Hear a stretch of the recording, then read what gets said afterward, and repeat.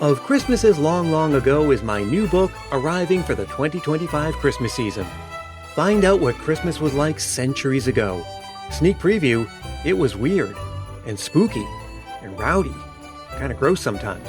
Find it wherever books are sold in hardcover from Lions Press and audiobook from Recorded Books. It's Christmas as you've never seen it before, and it makes a great gift. Christmas is a time for making memories and reminiscing about the ones already made. That's what brings us together in today's episode. Here on Christmas Past, I love telling the stories behind our Christmas traditions and narrating classic Christmas fiction, but what I love most of all is hearing and sharing your Christmas memories. Those little glimpses into your childhoods and families and hometowns and traditions. And so I'm very excited to welcome you to this first of our little family gatherings like this of the season. The kind dedicated solely to members of the Christmas Past family sharing and reminiscing with the rest of us. I say the first of these gatherings because there will be at least one more. How many more exactly depends on you. So before we dive in, let me just tell you that there is still time for you to send a Christmas memory to appear this season. Don't be shy, and don't feel like it has to be anything elaborate.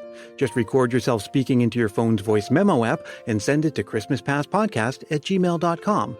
Just keep it reasonably short, clean and family friendly, and be sure to say your name and where you're from. And until I receive your Christmas memory, we'll have these to tide us over. So if you have some hot chocolate nearby, take a sip now and snuggle up. Now here we are about 2 weeks into the Christmas season, and that sounds a lot nicer than saying we're almost halfway through. Halfway if you count the day after Thanksgiving as the start of the Christmas season. Now for many of us it's even earlier than that, like Levon in California. My Christmas memory doesn't even take place during Christmas. It has been a long-standing tradition with my family that Thanksgiving would be celebrated at my parents' place. And even after my father passed away, we continued this tradition. And my mother, being the matriarch, had always insisted that the Christmas tree, fake Christmas tree of course, be set up right on the week of Thanksgiving.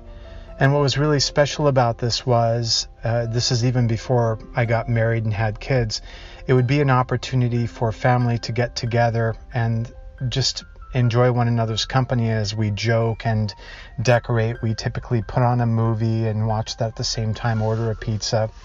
And this would go on for several days right before Thanksgiving. And I always found Thanksgiving to be a bit anticlimactic compared to the prep that went into setting up. So again, even though this wasn't really a Christmas memory per se, I always associate this time with Christmas because we would be decking the place, decking the halls, so to speak, for Christmas, even though it was Thanksgiving. Hope you enjoyed the story. But of course, families like Levon's are not at all uncommon. Say what you will about Christmas creep, the holiday seeming to come earlier each year, but the truth is that time flies, and who can blame anyone for wanting the most magical season of the year to last even a couple more days? Maybe you heard stories last year about, in the midst of the pandemic, people putting up their Christmas decorations early or keeping them up late, all to bring whatever extra measure of comfort and joy they could to troubling and uncertain times.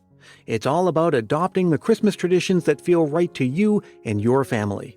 That's something Ian in California can relate to. I'm an only child to a single mom from a mixed family, so we celebrated both Hanukkah and Christmas every year. My mother loved all things Christmas, still does, so I experienced a lot of varied traditions. My fiance and I are similarly disjointed backgrounds, so a couple of years back, we decided to start our own traditions. The beauty of this is that we've gotten the opportunity to choose our favorite portions of the holiday to celebrate and incorporate into our home. I think the most surprising tradition has come from our tree life. 2020 was a pretty rough year for so many reasons. To lighten the strain and warm up our home a bit, we put up the Christmas tree in early September and left it up till mid-March. We got a few odd looks from some of the neighbors and a couple of wisecracks from some friends, but we also got a few thank yous from passerbys, and more than one neighbor mentioned that they were intentionally driving by at night just to see the lighted tree to brighten their evening. We're still in the throes of COVID precautions here in California, so the tree went up again promptly the second week of September, but I'm confident that tradition is here to stay in our household. We've decided a 6-month Christmas tree will be a fixture. Well, sounds like Ian is on his way to becoming that famous person in his community at Christmas time. Every town has one. When I lived in Jamaica Plain, Massachusetts, there was one house on the Jamaica Way, one of the main roads, that was so festive and elaborate it caused major traffic issues. It attracted a lot of media coverage too, but not quite to the extent of the house that Dominic in Michigan remembers from his childhood. My grandparents' house is one of my favorite Christmas memories, as they had one of the largest Christmas displays in the state of Michigan. It was so big that Time Life Books Christmas Around the World came and put them on the back cover of the book and gave them a beautiful 2-page spread because of all of the wonderment and Christmas spirit that they had. We would start decorating their house in September, the end of September, and we would be scrambling all the way up until the day before Thanksgiving.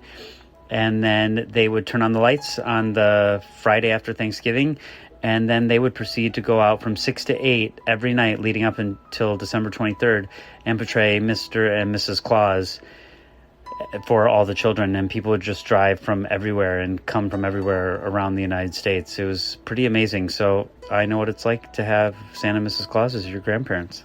You know, I grew up with an artificial tree and those large incandescent multicolored bulbs. Just one of the many privileges of getting to experience Christmas in the 1970s and 80s. Only one person in my extended family, my Uncle Scott, ever had a live tree. Only when I had my own house did I try my hand at cutting down and maintaining a live tree. I'm a blue spruce kind of guy, if you're wondering. Yes, there's nothing quite like a real tree in the home at Christmas time, but in recent years, for ease and convenience, we've gone back to the artificial kind. But I'll always remember those fun afternoons heading out to the Christmas tree farm in Massachusetts to find the perfect tree. Rachel in Alaska has a similar memory. I grew up in Los Gatos, California, and one of my favorite Christmas memories is every year the Friday after Thanksgiving, because that was the first day the Christmas tree farms would open. My family would load up in the car and go up to the Christmas tree farms in the mountains above our house, and we would pick out a Christmas tree and cut it down and bring it home. My mom would keep it in a bucket of water in the backyard until December 1st before we would put it up and decorate it. But I have great memories of going up there with my family, and we would cut down the tree, and then we would come back to the car, and we would sit on the tailgate of our old station wagon and drink hot cocoa and eat donuts.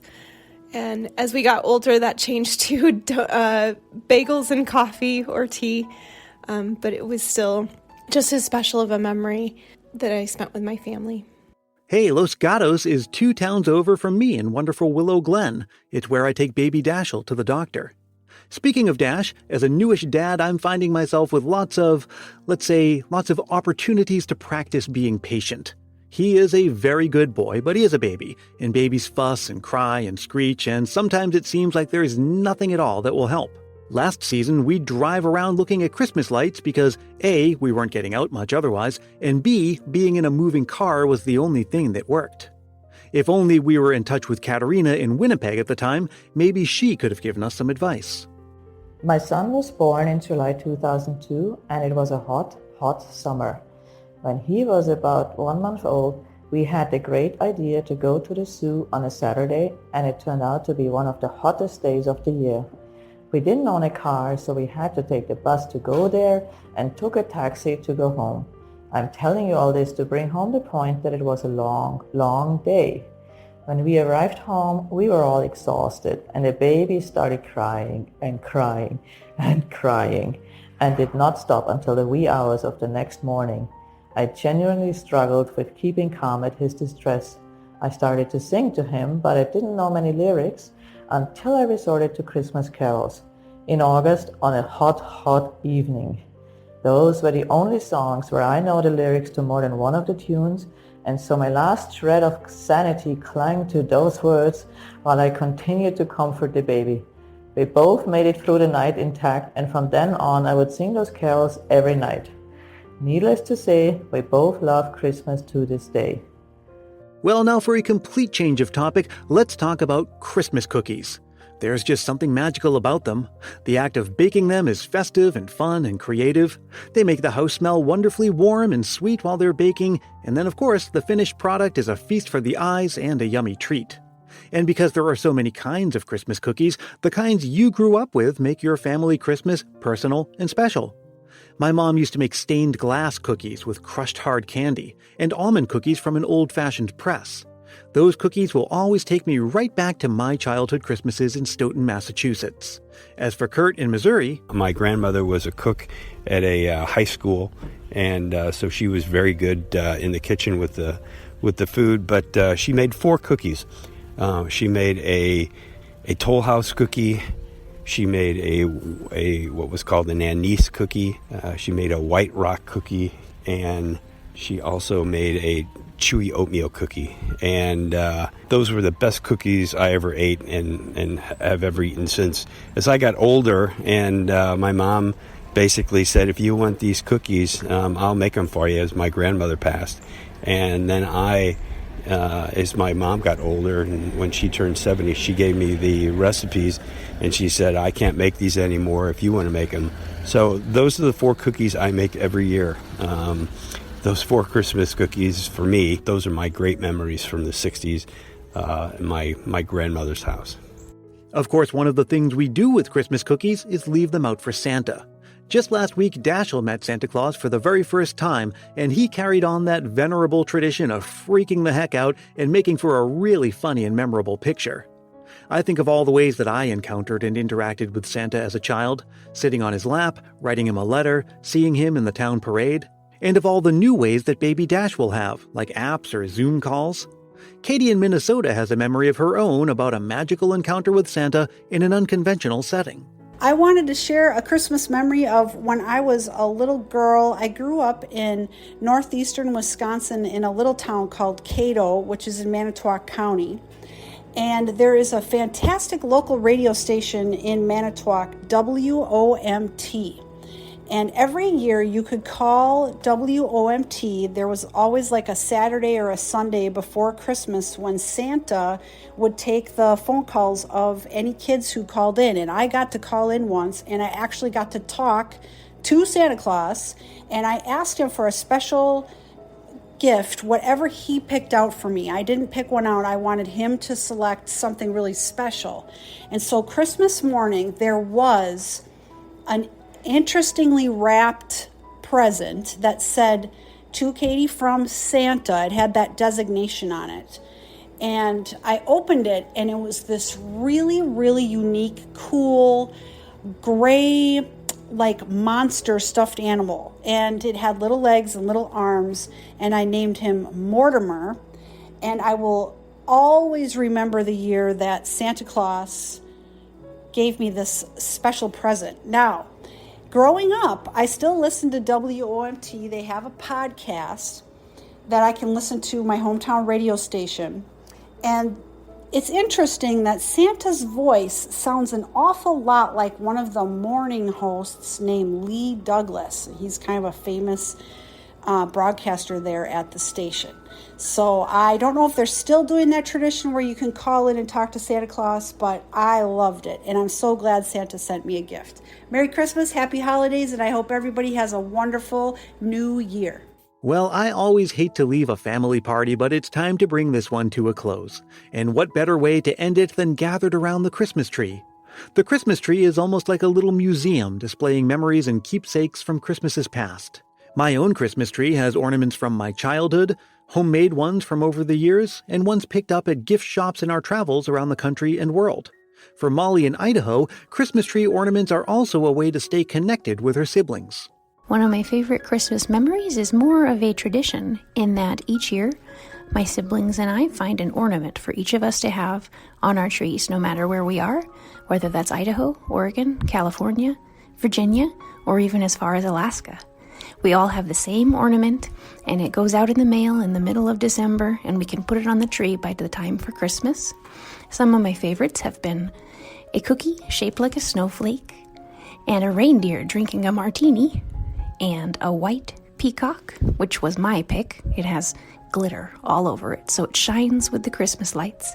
And then one that we all are afraid of, we nicknamed the Creepy Dutch Boy, because it is a little creepy and always finds its way to the back of the tree. Merry Christmas. Molly sent me a picture of the creepy ornament, and yep, it is creepy. I'll post a picture of it on my social accounts. Thank you so much to Levone, Ian, Dominic, Rachel, Katerina, Kurt, Katie, and Molly for sharing their Christmas memories and Christmas spirit.